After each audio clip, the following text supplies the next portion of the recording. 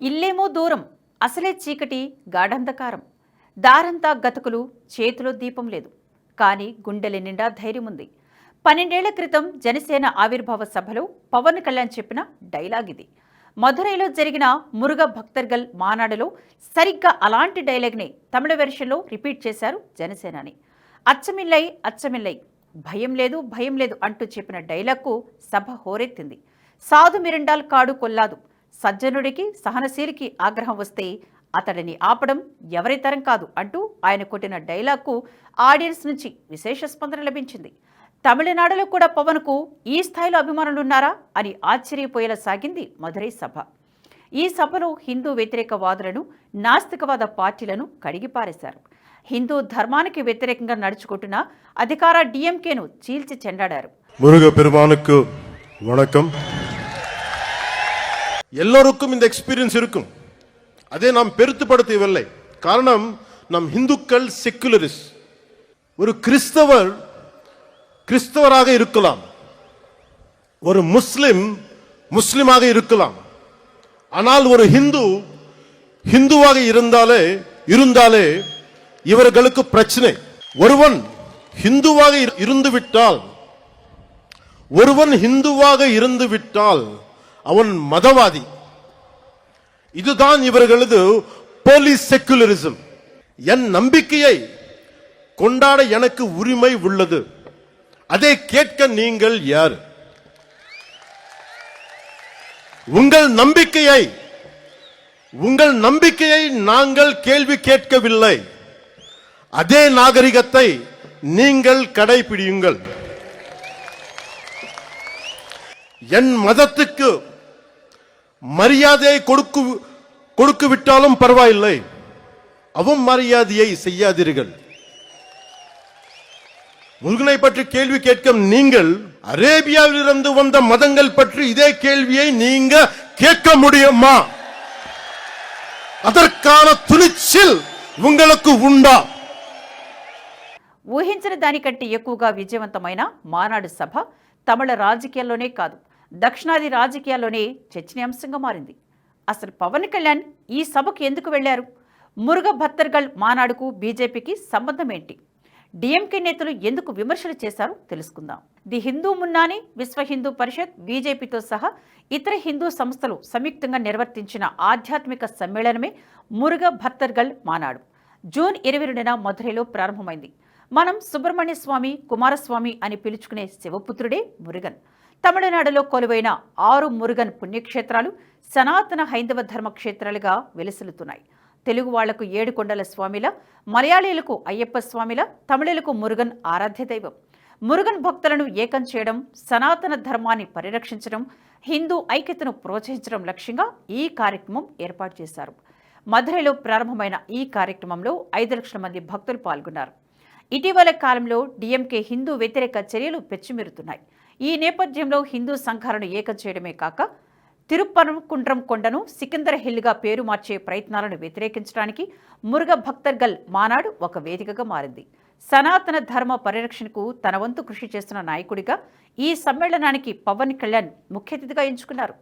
ఇటీవల తమిళనాడులో మురుగన్ 6 క్షేత్రాలను పవన్ దర్శించుకున్నారు.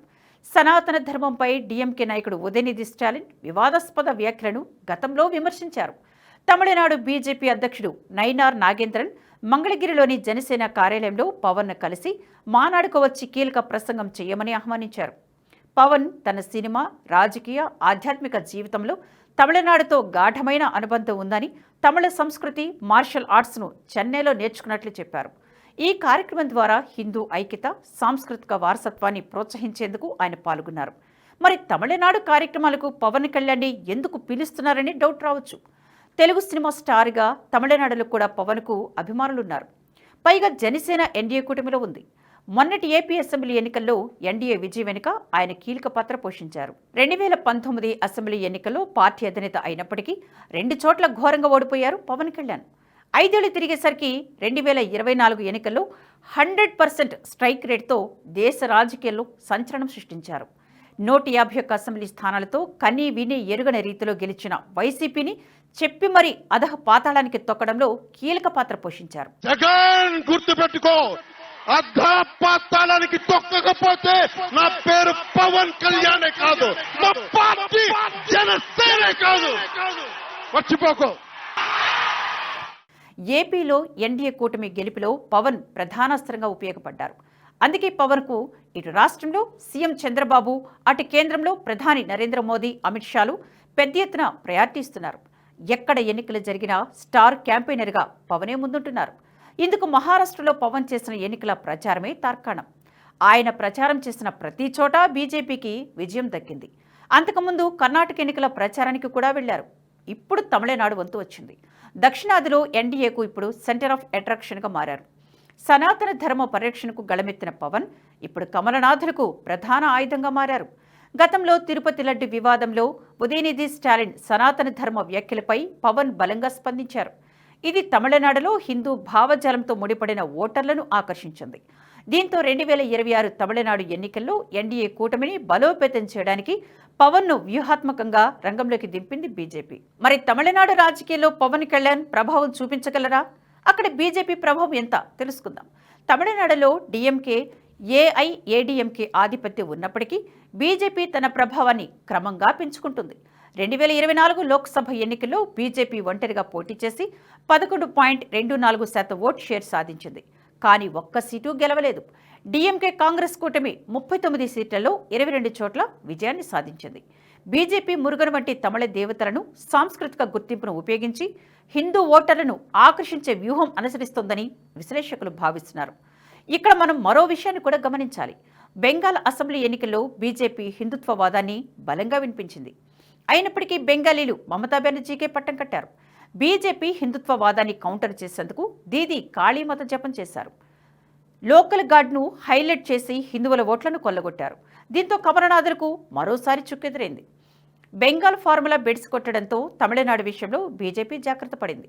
తమిళుల ఆరాధ్య దైవమైన మురుగన్ దీవెనలను నమ్ముకుంది. ఇందుకు మురుగ భక్తర్గల్ మానాడు పూర్తిగా ఉపయోగించుకుంది. తమిళనాడులో పవన్ కళ్యాణ్ను రంగంలోకి దింపడం వెనుక మరో కారణం కూడా ఉంది. అక్కడ తెలుగు ఓటర్లు ఎక్కువగా ఉన్నారు. కొన్ని నియోజకవర్గాల్లో తెలుగు వాళ్లు గెలుపు ఓటములను నిర్ణయించే స్థితిలో ఉన్నారు. అందుకే తెలుగువారి ఓట్లను ఆకర్షించేందుకు పవన్ను బీజేపీకి ప్రధానాస్త్రంగా మారారు. పైగా పవన్ పుట్టింది ఏపీలోనైనా పెరిగింది మాత్రం తమిళనాడులోనే. అలా ఆయనకు పరిచయాలు, పలుకుబడి కూడా ఉంది. అక్కడ ప్రజలతో, రాజకీయ నేతలతో మంచి సంబంధాలు, పరిచయాలు ఉన్నాయి. అవన్నీ ఓట్ల రూపంలోకి తర్జుమైతే బీజేపీ పంట పండినట్టే. అన్నామలై రూపంలో కమలనాథులకు ఇప్పటికే అక్కడ స్టార్ ప్లేయర్ ఉన్నాడు.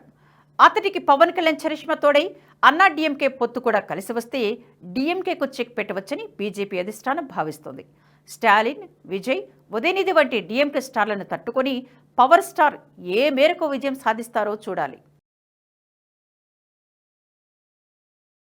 ఈ వీడియో మీకు నచ్చినట్టయితే లైక్ చేయండి, 10 మందికి షేర్ చేయండి. అలాగే కామెంట్ల రూపంలో మీ అభిప్రాయాలను మాతో పంచుకోండి. Nationalist hub group of channels ను సబ్స్క్రైబ్ చేసుకుని తెలుగునాట జాతీయవాద జర్నలిజాన్ని ప్రోత్సహించండి. ఈ వీడియో కింద ఉన్న బెల్ ఐకాన్ పై క్లిక్ చేయడం మర్చిపోవద్దు.